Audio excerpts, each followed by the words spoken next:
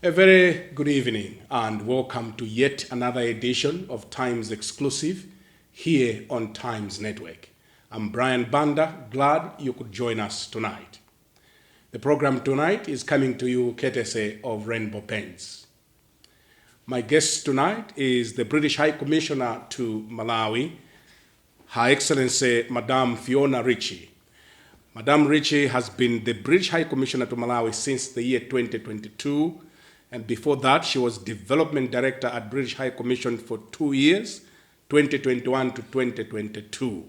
And before that she worked in other development roles for the then Department for International Development. She is my guest tonight in Times Exclusive. Your Excellency, thank you very much for joining us. We are profoundly honored to be here. Thank you very much. I'm very pleased to be here. We hear that you are wrapping up your tour of duty. How would you describe your stay in Malawi? You know, it has been the privilege of my life to represent my country in Malawi, and I've thoroughly enjoyed my time here both personally and professionally. Malawi is an incredible country. It is so beautiful, it is peaceful, the people are wonderful and warm and friendly. There's really nothing more that an ambassador could wish for. Where were you before you came to Malawi? I came to Malawi at the start of 2021, and for the 3 years before that, I was doing a number of different roles in London. Okay. Including my last role before leaving was as Principal Private Secretary to the Secretary of State for International Development. Okay. And what would be your fond memory for Malawi? Something that you not forget about Malawi? I think the thing that I will remember the most about Malawi is the people. It is a country where there are a lot of people. You travel anywhere, there are people walking around, there are people ready to talk to you. I've met traditional leaders, I've met people who drive for a living, I've met people selling vegetables, I've met professionals in many different walks of life, whether it's civil society, whether it's government or the private sector. Everyone's got a story to tell. Everyone has been welcoming and kind and generous with their time for me. And I think that has been what has made my posting, is all the different people that I've met and what I've learned from them. What would be your achievements since you became an ambassador in Malawi? I reflected on this recently when we hosted our King's Birthday Party event just last month here at my residence. And I was thinking through what I was proudest of. And the thing I thought about first was that I have not achieved anything on my own here. I have an incredible team supporting me, and every achievement has been done in partnership, whether it's with my team or whether it's with the government or any other Malawians. So I do want to make that really clear, that you see me talking to you here, you see me doing speeches, you see me on social media. All of that is possible because of teamwork and partnership. It makes my job very easy. I would talk all night if I talked about all of the achievements that I've achieved here in Malawi, but let me pick a few. I think the kind of partnership that has really worked and that I've been incredibly proud of has been our partnership in education. We have worked closely with the government of Malawi, really getting behind the government's own vision for the education sector, recognising that some of the statistics on particularly primary school education are not where we want them to be. We helped to redesign the maths curriculum for standards 1 to 4. And that was partly UK aid, but it was also expertise. It was working together to design this new curriculum, training teachers, designing workbooks, testing rigorously whether this method was going to work. And I'm really delighted to say that our sort of early results show that we should be able to double the number of children who have basic math skills by age 10. And that's the kind of achievement that's going to last beyond my time here in Malawi. But there are other things that I'm particularly proud of. One of my jobs is to represent British business.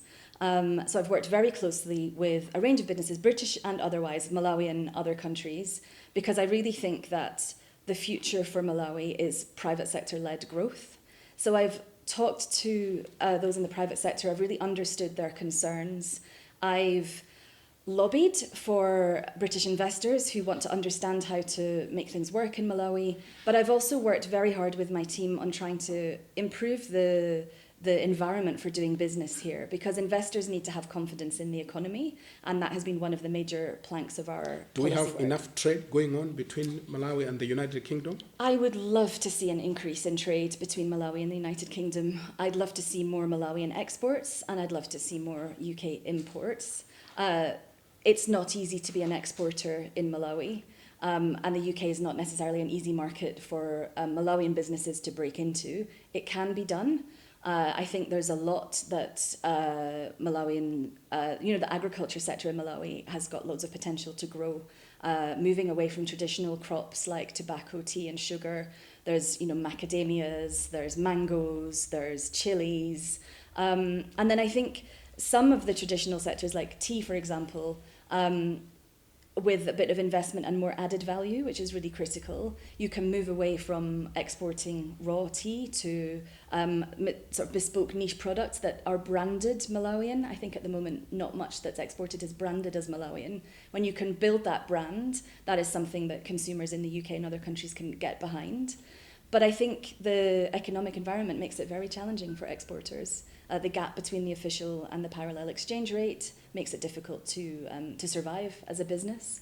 And I think if you're a UK investor, you're also looking for an environment where the tax regime is really clear, where there's not much bureaucracy, and frankly, where there's a bit less corruption than we see in Malawi. So it's not, at the moment, it's not as tempting an investment environment as it could be, and that's one of the things I've worked on with the government and with my team, but I think there's a lot more to be done. Having talked on your successes during your tenure, there should be some challenges. I would want to learn from you, what would you consider as some of your challenges during your time here, and how have you been able to navigate those challenges? There's lots of different kinds of challenges. Yeah. So the first ones that I might talk about are what we call external shocks, so health-related scares, climate change, and there are some ways in which I feel very proud of the UK's work with Malawi. We helped respond to COVID-19, which was a global shock. We helped with vaccines, we helped with providing oxygen, we helped with some of the trade barriers and restrictions which were put in place at the time. We helped respond to the cholera epidemic, and then the devastating impacts of Cyclone Freddy, which was probably one of the most challenging times for Malawi, but also for our partnership with Malawi. We were able to respond with some humanitarian assistance, but we also brought our international search and rescue team here to help look for survivors and to rescue them. So I think those challenges will continue, and we will continue to be Malawi's partner in those times. It's always very difficult, but I think that's when you see that the UK and Malawi, we're like family, we help each other out. There are other challenges that I think are more about the policy environment, and that would be corruption and the economy, frankly. Corruption has been a challenge to you? It's a challenge for Malawians. Okay. And this is an area in which we are working to try and help Malawi. So it's not so much a challenge for the UK as it is a challenge for Malawi, but it's one that I would dearly love to see greater progress. It's not easy. I think if you look at some of the statistics, I think it was an Afrobarometer survey from a couple of years ago said that 66% of Malawians thought that corruption was going in the wrong direction. Yeah. And Transparency International puts Malawi 34 out of 100 in terms of transparency. So I think many Malawians feel that corruption is getting in the way of their daily life. And people talk to me about that from all walks of life, whether it's people in the village, people in government, people trying to run public services. And it matters whether some individual with power and connections is able to steal, whether it's from a private business or from the state. But it also matters if you are someone that needs to access health services or you need a passport and you find that you can't do that without paying some kind of bribe or facilitation fee. So it affects everyone in all walks of life, and it's extremely hard to tackle, and corruption fights back, basically. Yeah. But what is really needed is determined political leadership and commitment to seeing through some of the more difficult things that need to be done to improve accountability to Malawian citizens. Still on corruption, do you think we are doing enough to fight this vice? Frankly, no. At the No? moment, I don't think so. And I think most Malawians would agree that not enough progress has been made. I talked already about the fact that public services that are meant to be free are often not free at the point of use. You just have to travel this country to see how many roadblocks there are and how much that system is open to abuse and how difficult it is for ordinary Malawians to live their lives. But I think you can also see that some of the investigations into corruption are going slower than you'd like, so court cases get stalled. In some areas, I do think the UK's partnership with Malawi has delivered some results. We have worked to strengthen the Anti-Corruption Bureau over the last decade. The legal framework is better and clearer than it was. We've made some progress on, for example, asset forfeiture, which is one good way of delivering justice. And I think if you use the proceeds that you get back for Malawi from those stolen assets, you can invest that back into services, and Malawians can really see the impact of that work. So that really matters. But we're a very long way from really having the kind of accountable state that Malawians deserve. There is a case going on in your country, United Kingdom, of corruption, the Satar case. Is this a headway in the fight against corruption? And others are saying there is so much happening in the UK than here. I wanted to tap your understanding on the same. So that case is against a UK national under the UK Bribery Act. On things happened in Malawi. On things that happened in Malawi. Yeah. The UK Bribery Act is extraterritorial. Yeah. So it is about a UK national. Okay. And unfortunately, because it is an ongoing live criminal investigation, I can't go into any more detail about that case. What about the judgment that was given in Malawi on evidence coming from other countries, including the UK? So the first thing I would say is that we absolutely, as the UK, respect the right of Malawian courts to interpret Malawian law and implement that. Yeah. That being said, I would also say that it is international best practice to share information and analysis between law enforcement agencies. Frankly, if we don't do that as a routine bit of business, and we do all over the world, we are never going to be able to tackle some of those difficult transborder issues like people smuggling, illicit finance. So you absolutely have to have that kind of information sharing. And like I said, it's entirely routine and run-of-the-mill to do that. Is your government disappointed? Again, I would say that is a matter for the Malawian court, and we will abide by that judgment, obviously. The American government has what they call sanctions on people deemed to be corrupt or associated with corruption. Do you have the same on Malawi? On Malawi, no. Not on Malawi. We do use sanctions as a tool. For example, at the moment, given Russia's war in Ukraine, there are sanctions on a range of different Russian individuals. It is a tool that we consider on a case-by-case basis. It is a tool that we use judiciously when the situation merits the use of something like sanctions. And there's a range of different sanctions that can be applied, from economic to visas. So there's what about restrictions on individuals, like what the Americans did? It is a tool that we use in countries across the world. Do you have any plans to use the same on Malawian individuals? Presently, we are awaiting the court case in the UK. Okay. That is the current process for delivering justice. Yeah. Cases of individual sanctions against people. Yeah. That is decided on a case-by-case basis. Okay, but so far none. Okay. Is there anything you wish you had done differently since you have been in Malawi? I wish that I had learned Chichewa, Pepani.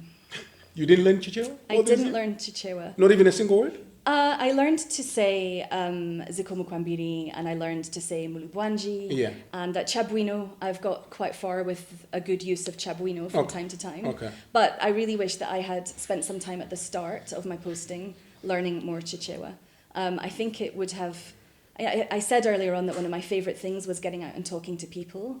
And I think, I've done that through translation and I've talked to people who are able to speak English, but I think if I had more Chichewa, it would have been quicker. But why didn't you learn Chichewa? Time. You didn't have time? It takes a lot of effort and energy to come in and become an ambassador in a new country. Yeah. And often it is not easy at the start to do that.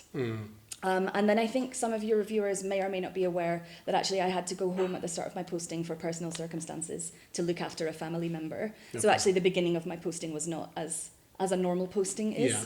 But like I said, I've seen some of my colleagues become pretty good at having a basic conversation in Chichewa, and I do think if I had my time again, I would do that. And I will certainly recommend to my successor that they invest some time. Is that your only regret? Is there another regret?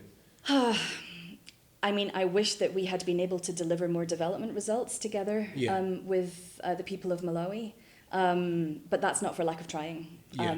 So I think we always have some regrets, don't we? But coming to UK-Malawi relations, how would you describe the current state of UK-Malawi relations? Where are we in terms of, if you can give me a percentage? Are we good or are we bad?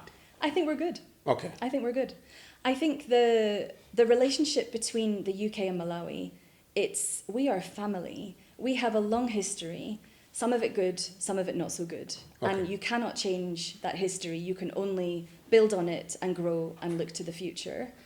And I think we have, maybe for the past 10 or 20 years, really had what I would describe as a donor-recipient relationship, where it's felt as if perhaps we were not so much a partnership of equals as two sovereign nations really should be. Yeah. And I think we are moving to change that a little. And I think we are in a good place to look to the future because we agree on a lot of things. We have a lot of similar positions on human rights, on geopolitics. For example, it's been, for me, a real privilege to work with Malawi and to stand with Malawi to support Ukraine because we share the same principles of the sovereign integrity of a country. I think we have really similar views on climate change. We care about the future of the youth in both of our countries. There's a lot that we can do together, learning from each other, talking to each other. My government wants to move away from being criticised for giving lectures to other countries. That's not who we are. It's not who we should be in the future. And I think that gives us a really good opportunity to talk about the kinds of things Malawi wants from the UK that is not just our aid budget. It's also technology transfer. It's also sharing of expertise. It's also cultural exchange. There's so much that we can do together. I think we're sort of slowly moving into that space where it's a much more modern relationship. Are there any risks and opportunities in these Malawi-UK relations? Absolutely. I think some of those opportunities are risky. So to some extent, they're two sides of the same coin.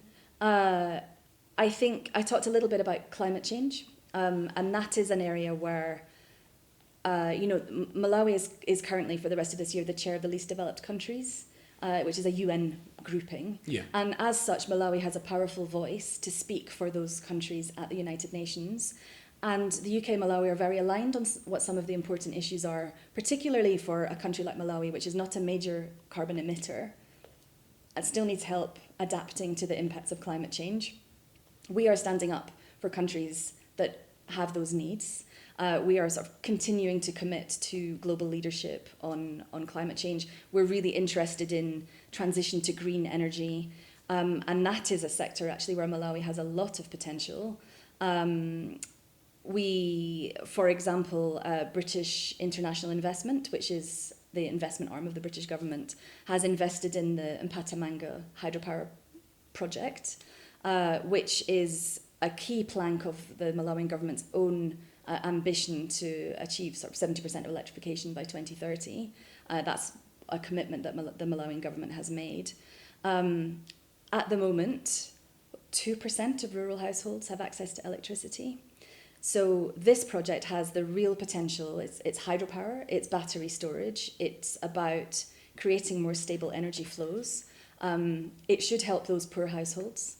It should also help bring revenue to the government, because with excess supply of energy, it can sell energy to the Southern Africa power pool. But also, really importantly, it can drive industrial growth and private sector growth. A really big growth area for Malawi is mining, which is both a huge risk and a huge opportunity for Malawi, for international companies, UK companies that want to invest in mining. But they can't do that without a better power supply. So the energy created by this project will really help drive that sector and boost that sector. But I think you will have heard of the resource curse, which is when a country has an abundance of natural resources, but because of bad governance, it is not able to really realize the benefits of those natural resources. They are, corruption takes root. Certain individuals benefit, but the benefits don't trickle down to the people. I think there's a huge opportunity for Malawi to get some of those benefits from mining, but only if it's done right. And I think that's a sector that has plenty of opportunity for countries like the UK, but also for I'm asking this question deliberately because a couple of weeks ago, I hosted the chief of mission for the American embassy. And she got worried that there are so many Malawians that are going to America that are not coming back. Right. Do you share the same? Because I think I took that as a risk for Malawi.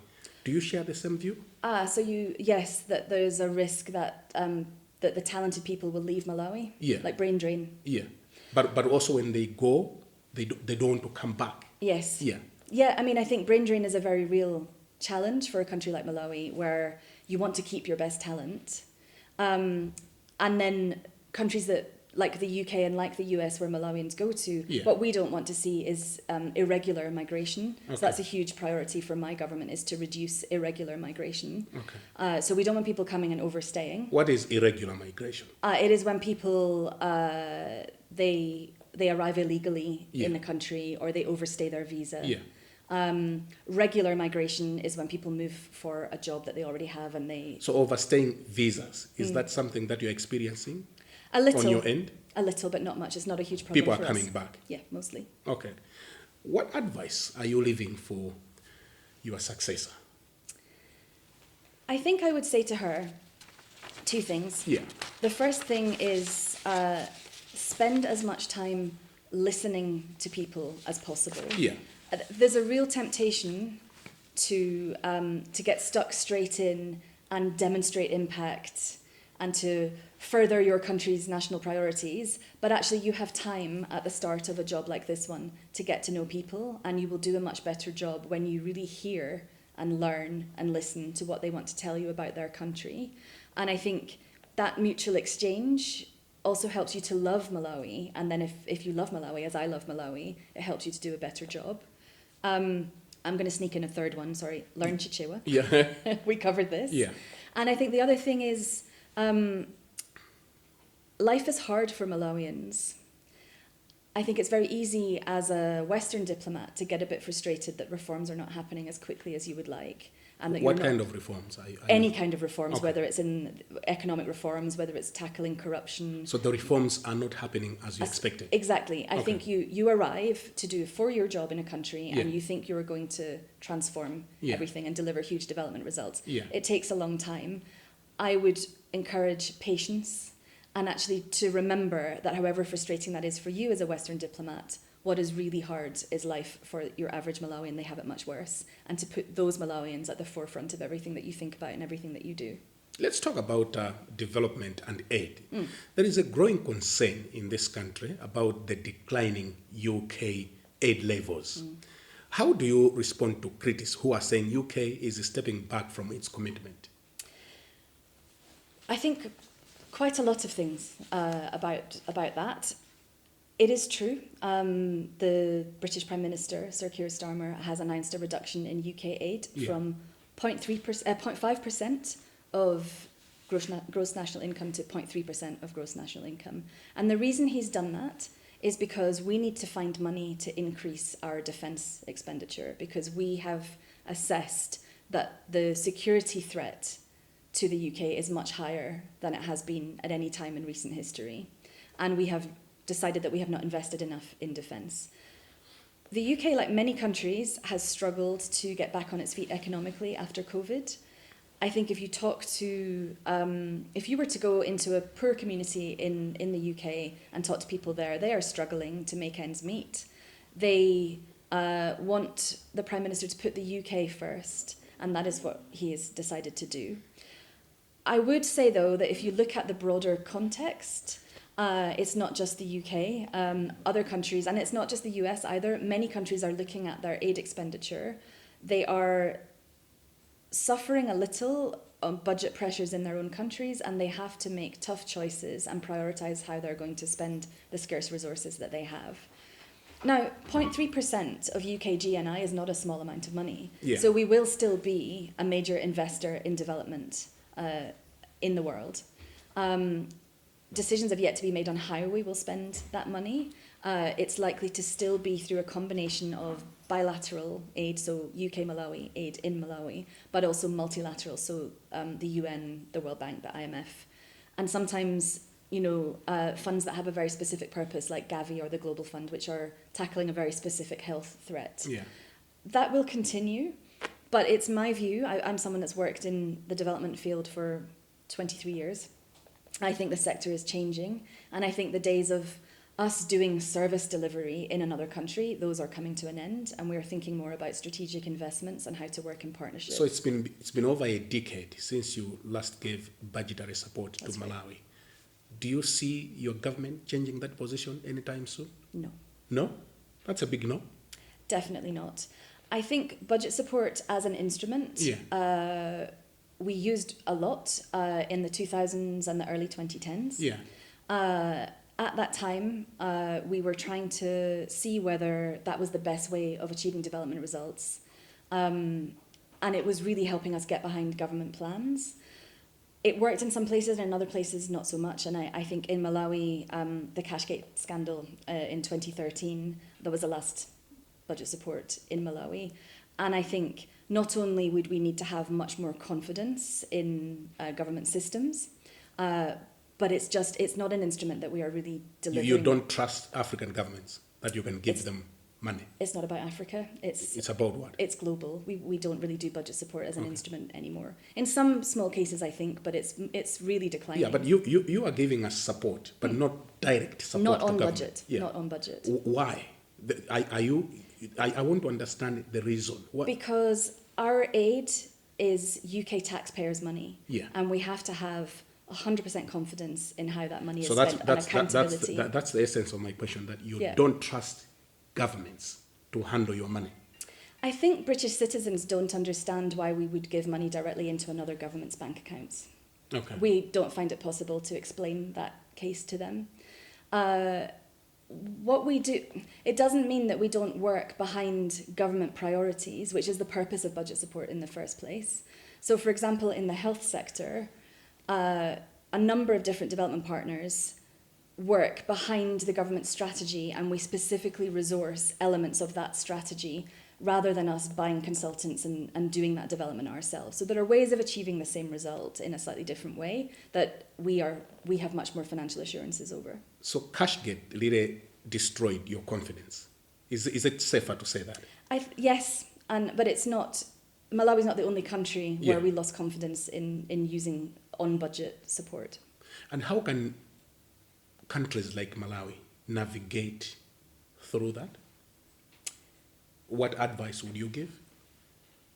So I think I would say, I don't want to speak for any other development partners, but there are not very many bilateral donors who are now doing on-budget aid. It is mostly multilateral.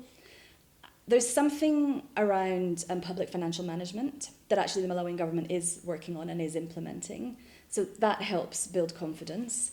But there's also something about the broader policy environment where you need to feel really confident that any government, I'm not talking about Malawi now, I'm talking about any government, that you need to be on top of your budgeting, you need to have fiscal discipline, you need to have sensible monetary policy. It needs to be clear that you are investing your resources for the better of the country. That would give institutions that do direct budget support the confidence to keep doing it. My own personal view is that there's not going to be more on budget support for countries. There will not be more. I don't believe that budgetary envelope is not going to go up across the world. I don't believe. Okay. And Malawi should learn to adapt to that. It is a new reality, I think. It's not... I would encourage Malawians not to see this as a temporary dip in aid. I think it is a permanent change to the sector, and different kinds of partnerships will be possible with countries that previously gave large sums of aid. And those partnerships can be just as valuable. It's just a different way of doing business. Let's take a short break. Sure. We'll be back with you in a moment. Thank you. In case you're just joining us, this is Times Exclusive here on Times Network. Tonight, I'm joined by the British High Commissioner to Malawi, Madam Fiona Ritchie. We'll take a short break. We'll have more in conversation with Her Excellency, Madam Ritchie, in a moment. The program tonight is coming to you under the auspices of Rainbow Paints.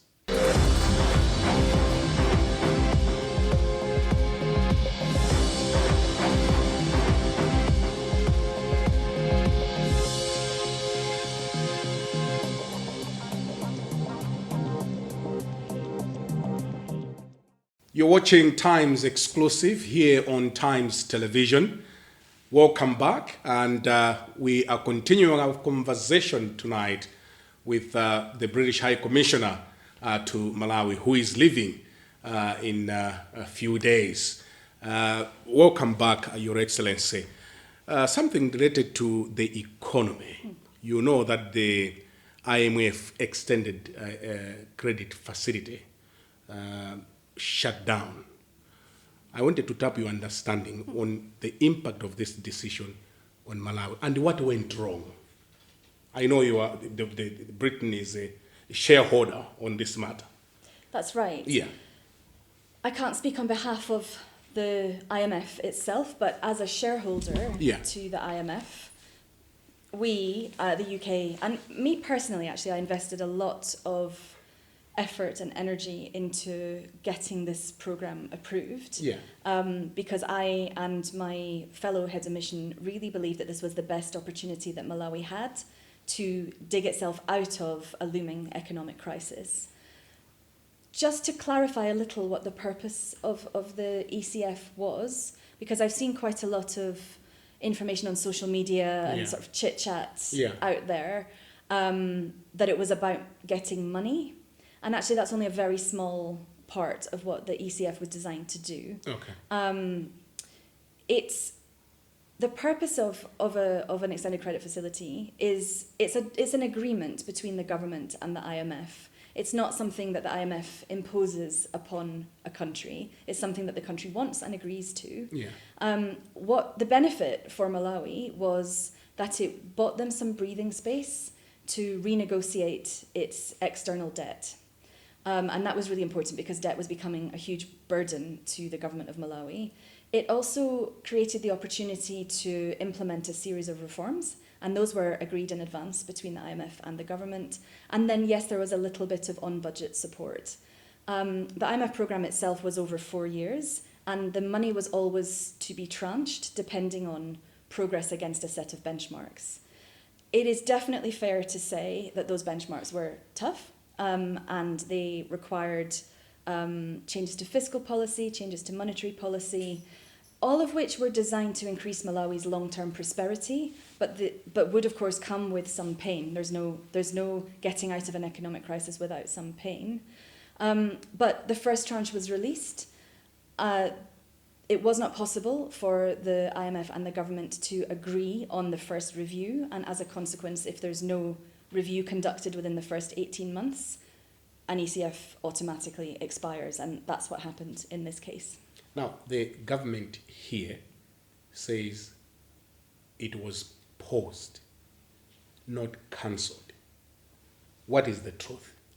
So it's my understanding that it expired, so it's not a pause and it's not a cancellation. What caused the expiry? The fact that the government was not able to complete the first review with the IMF. Who was supposed to complete the review? It's a joint process, so the government and the IMF need to agree. So the review never happened? The meeting happened, so I think the IMF team came to Malawi, but couldn't agree on whether the first set of benchmarks had been met. So it's always a progress. It's not a upfront lump sum cash payment that covers the whole program. Yeah. It's designed to be tranched based on progress against There were benchmarks. things that the Malawi side was supposed to do, which didn't happen. Is that a fair way of looking at it? Correct. Like what? That's a question for the IMF. The specific benchmarks are not public information. That's an agreement between the government and the IMF. Yeah. But they are around things like fiscal discipline, debt restructuring, monetary policy. It's all in that sort of economic management sphere. Do you want to expand more on the fiscal discipline as you understand it on your side? It means you have to live within your means. So what's the situation with Malawi? So you have to, the government budget needs to be affordable. Yeah. And that was always going to be challenging for Malawi because the needs are so high. Yeah. So like I said, I'm not going to pretend that this was ever going to be an easy thing to do. Okay. And there certainly have been external shocks that have made a difference. Yeah. But at the end of the day, the programme, there are certain things that you can't escape in this sort of getting to where you need to get to in this programme, and that wasn't possible, and that's why it has expired. It's a routine process that it does expire after 18 months if there's no review. Okay. Would your government, the UK government, support another extended facility programme given the failure of this one? Since multi-party democracy in Yeah. 1994, Yeah. I think there have been 8 IMF programmes, and only 2 of them have fully drawn down.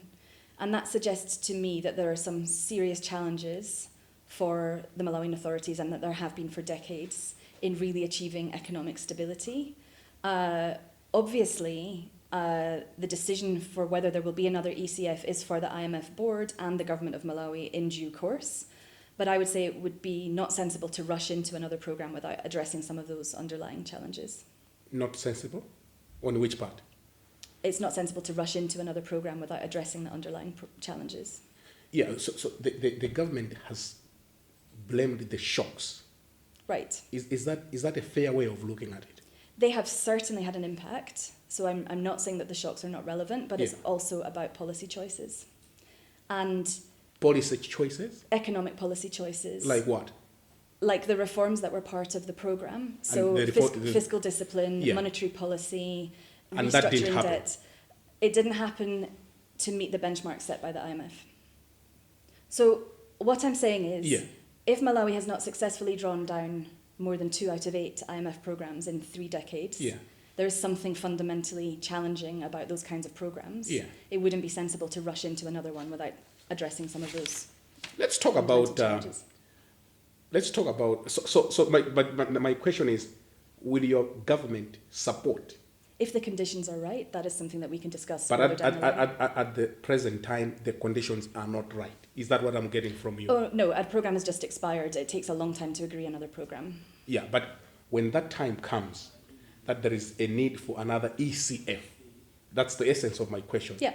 Would the British government support it or not? It depends. Looking at how we have fared. It depends. That's a decision for the future.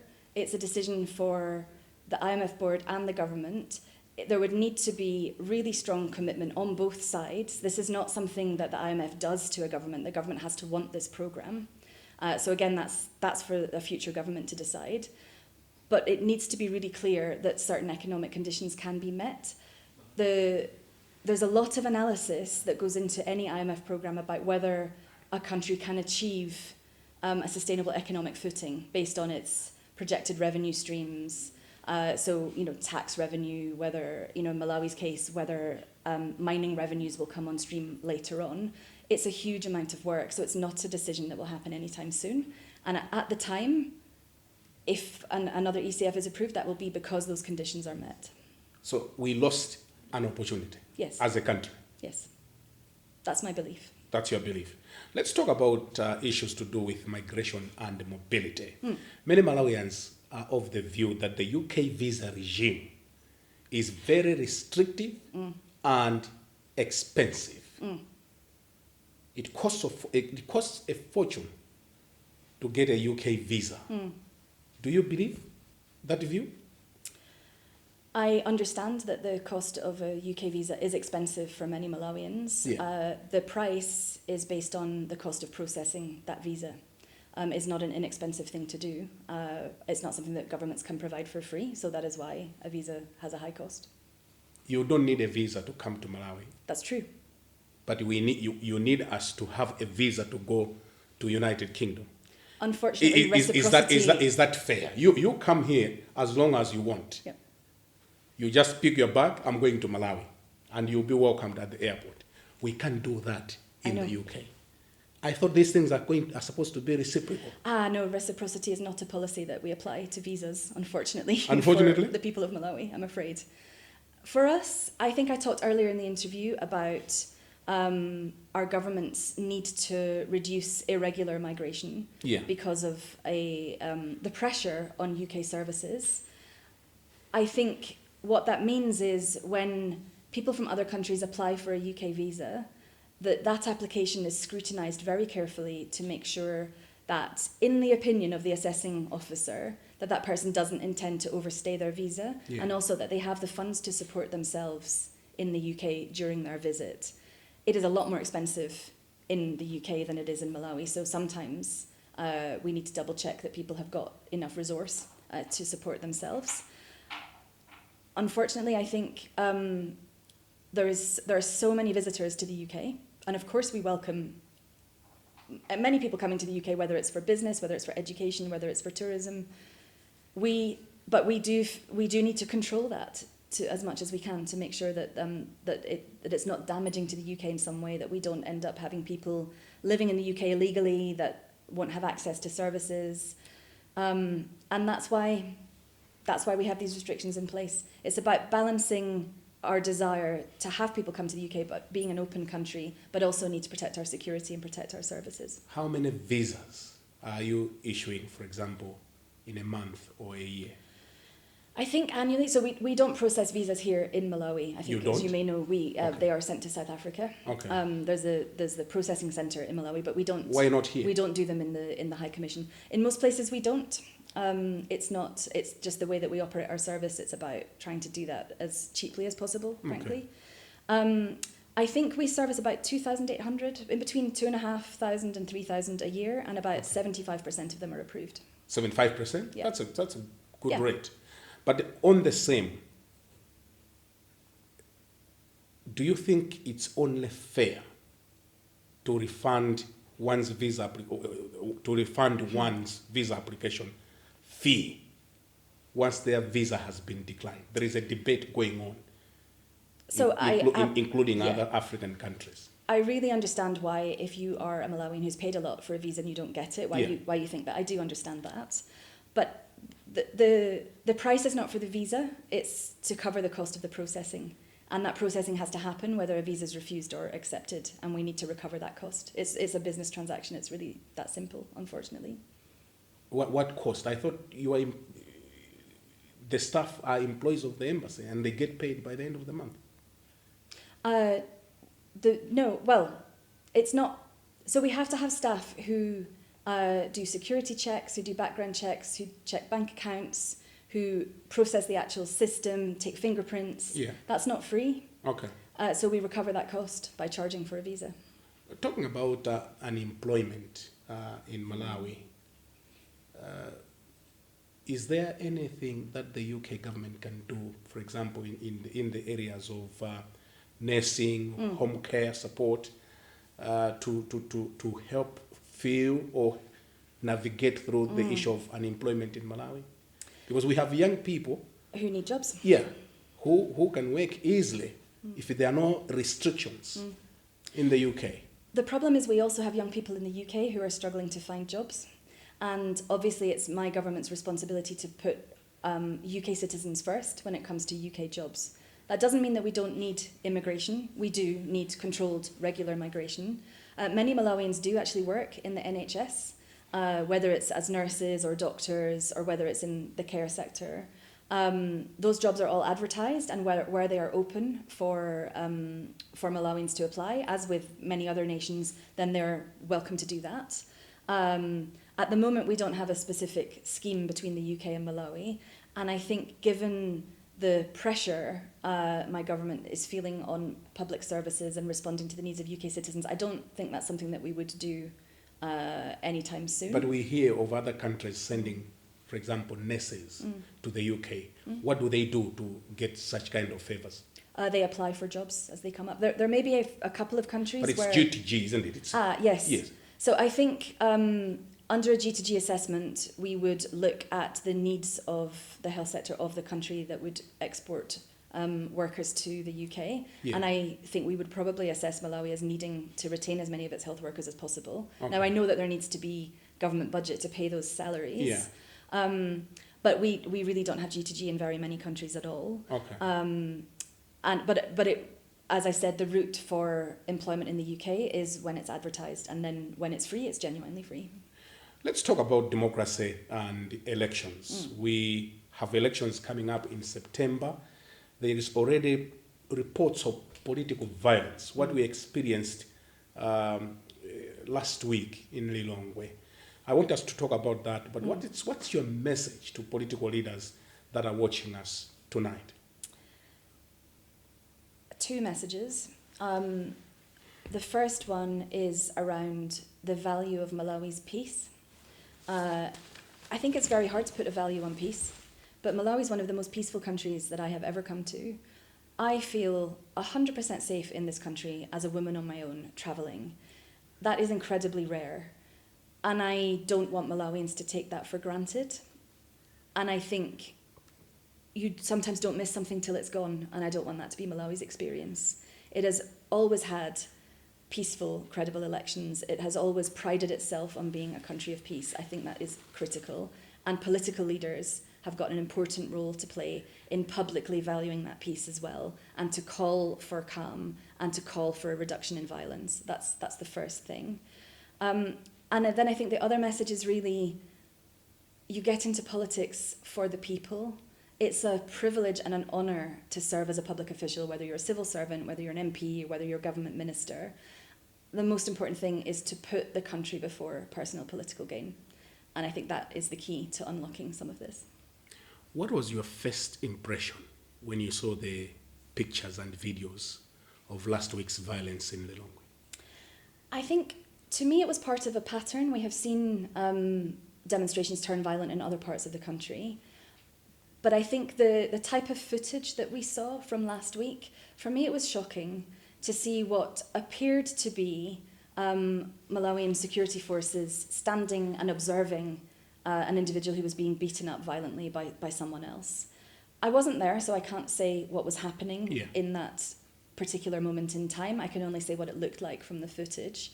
And I was shocked enough, and my fellow heads of mission were shocked enough, to decide that we had to say something. And you will hopefully have seen a public statement by a number of heads of mission, really just referring to Malawi's constitution, which guarantees the right to freedom of assembly and to peaceful demonstrations, and points to the role of the authorities and the security services in guaranteeing the safety of Malawians.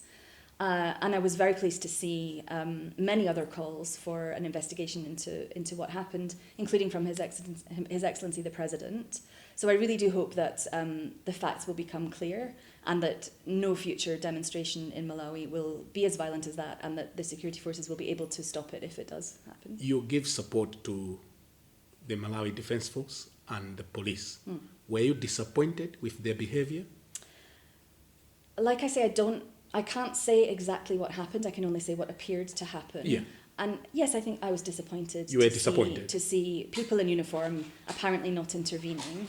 And you said we do support, we support the Malawi Defence Force in a different way. So the UK MDF support is very much about its peacekeeping troops, because we are achieving shared security and peace goals elsewhere in the world by helping additional training for Malawian peacekeepers, who, by the way, are very well regarded in other countries. They've had forces in the DRC for a long time, and Malawian troops are genuinely seen to be skilled and well disciplined. We also support some police officers who deploy on peacekeeping training as well, largely gender-based violence training. So that is our bilateral support. With other development partners through the UNDP-managed Basket Fund, which supports Malawi's election, we have provided some small amount of support to the Malawi Police Service to capacitate them to support these elections. It is a question for that fund, what that means in future, but obviously, and we have made our contribution to that fund. Yeah.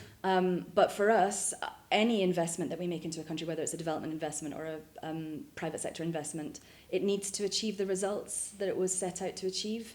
And at the moment, I think we need to have some answers on what happened. What kind of answers are you looking for? What? For which questions? Questions about the role of the Malawi Police Service. Yeah.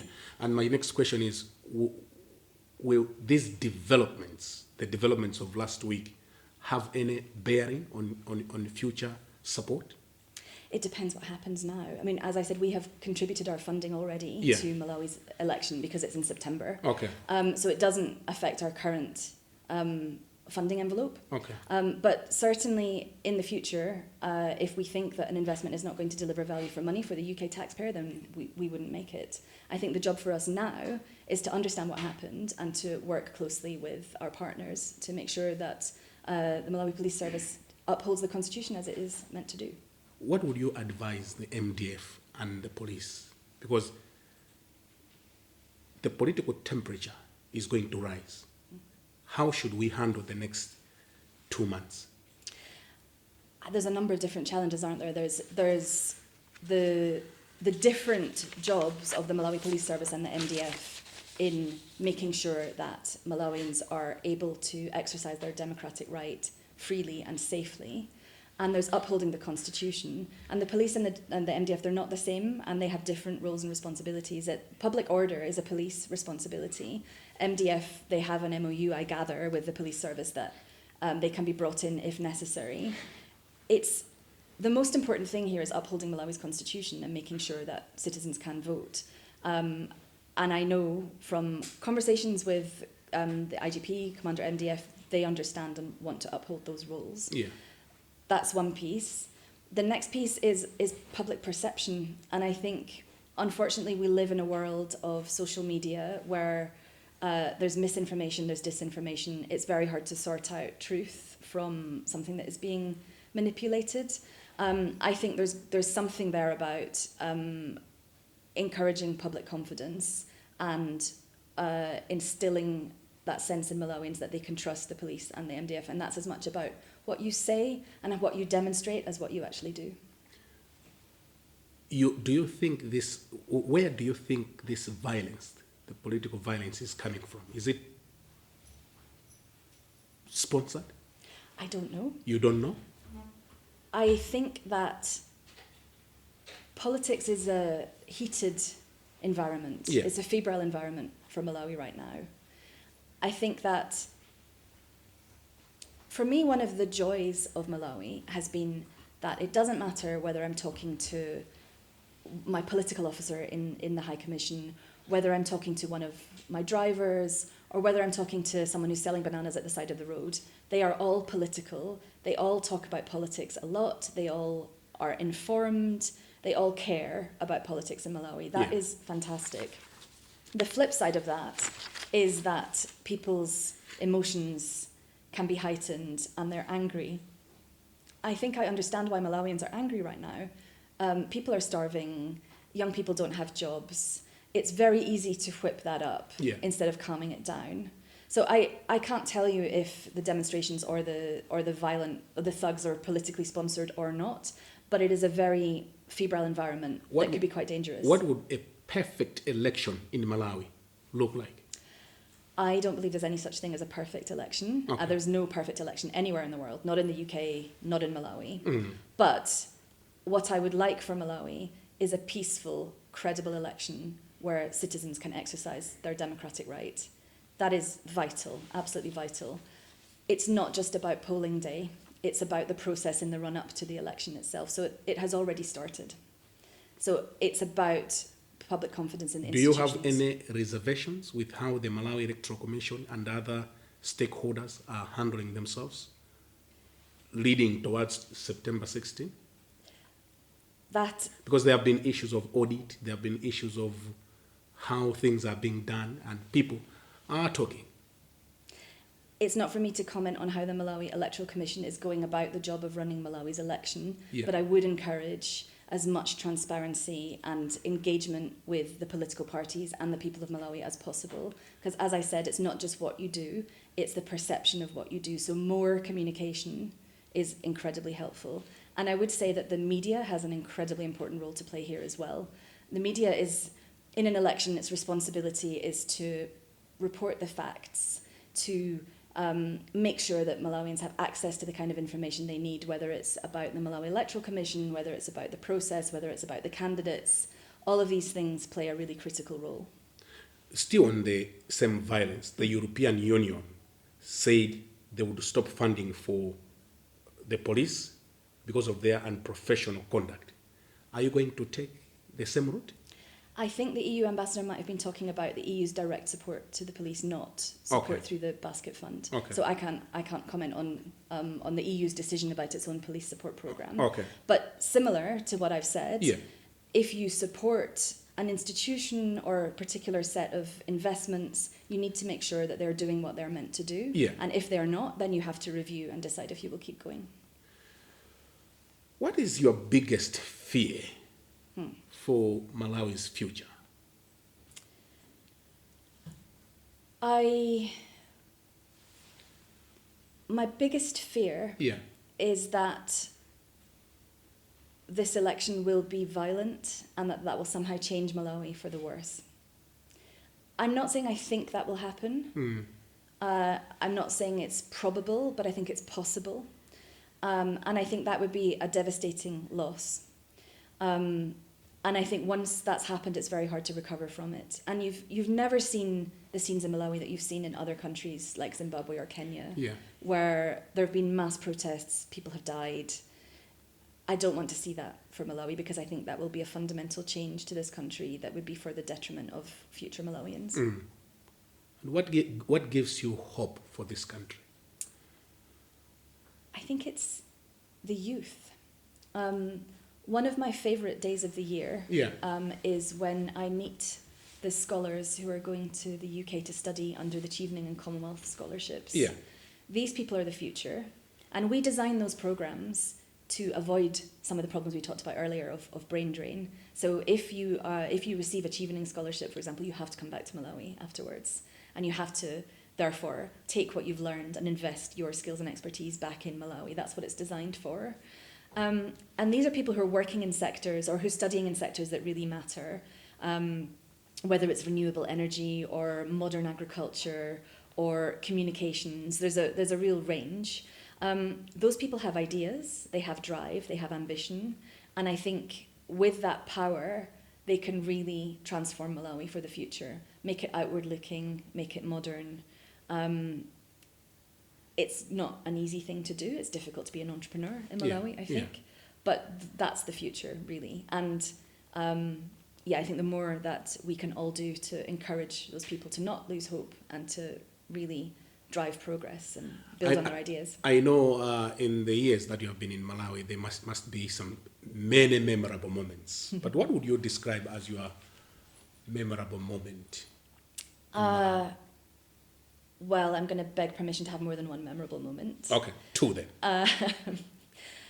I think one memorable moment was when I was sitting with the then Secretary of Education at a launch event for our curriculum redesign program that I talked about earlier. And he just couldn't stop smiling the whole day. The kids were happy. It was really a moment where I felt that it was a symbol of all the joint work that we had done and that we'd really achieved something. I go to a lot of launches and I don't feel as moved as I felt on that particular day. And then another one, I won't name the particular traditional leader, but for me, I think the absolute joy of visiting a village and being honoured by a traditional leader, learning about their customs, understanding their challenges, the things that matter to them, that is priceless, and you don't get that in any other job in the world. That's why I'm not an accountant. Has there been any sad moment? Yes, I think probably the saddest moment for me was after Cyclone Freddy. Yeah. I went to Palombe, and it's one thing to understand intellectually that something has happened. I saw it on the news, I heard the reports, I understood that people had been displaced. But when I was standing there looking at what I thought was a riverbed, and it took me about maybe 1 or 2 minutes to understand that what I was looking at used to be a village. Luckily, everyone in that village had early warning, so they were able to get out, but their homes were destroyed, their livelihoods were destroyed. It was devastating. And I think it's really seeing for yourself the human impact of a disaster like that. That's why I do what I do, is to try and make that better.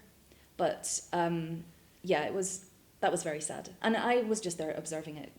If you think about how it felt to be one of those people who'd lost everything, it's awful. Where to after Malawi? I am moving to Jakarta in Indonesia. I will be the Deputy Ambassador to Indonesia from 2026. From High Commissioner to Deputy Ambassador?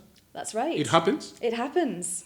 It happens. Our embassy in Indonesia is very large. Okay. And it hosts many different British government departments. I will also be the Consul General, so I'll be responsible for some of our consular issues. Yes, I'm really looking forward to that fresh challenge. And I don't know if I should admit this, but I do have to learn Indonesian for this job. So I will be applying my regret from Malawi of not learning Chichewa. I will be taking that forward and learning Indonesian before I move to Jakarta next year. Who is replacing you in Malawi? We do have a permanent replacement for me who will come later in the year, but I am not at liberty to say who that is because the Malawian government has to give what we call agrément, which means they have to accept the appointment. Okay. So that process is underway. But we do have a temporary acting High Commissioner who is arriving in a few weeks, and her name is Rebecca, and I'm sure you will get to know her in due course. What would be your parting shot? You've been in Malawi for years now. I want you to look at that camera. And what would you say to Malawians watching us tonight? I would say that it's very hard right now to be Malawian. There are a lot of challenges, economic challenges, challenges of living with corruption on a day-to-day basis, anxiety around the election, and then external shocks related to climate change. But there is always hope, and you always have partners. There are lots of opportunities with economic growth, private sector growth, mining, agricultural diversification, green energy. Those are sectors that can grow, and with the right partners like the UK and many others, I truly believe that there is a better future for Malawi and for Malawians, and it is worth the fight. How do you want Malawians to remember you? I hope that Malawians will remember me as a true friend who loves this country and cares deeply about Malawians and their future, and who spoke honestly without downplaying any of the challenges, but who also was able to not lose hope in the future of Malawi, and who helped instill that in others. High Commissioner Ritchie, thank you very much. Quite interesting hearing you talk tonight. We wish you had more time. Thank you once again. Thank you so much. The pleasure was mine. Well, on that note, we conclude this week's edition of Times Exclusive here on Times Television. Tonight, I was privileged to have the outgoing British High Commissioner to Malawi, Her Excellency Madame Fiona Ritchie. My name is Brian Banda, from all of us here in the capital, Lilongwe, wishing you the very best of the night and goodbye.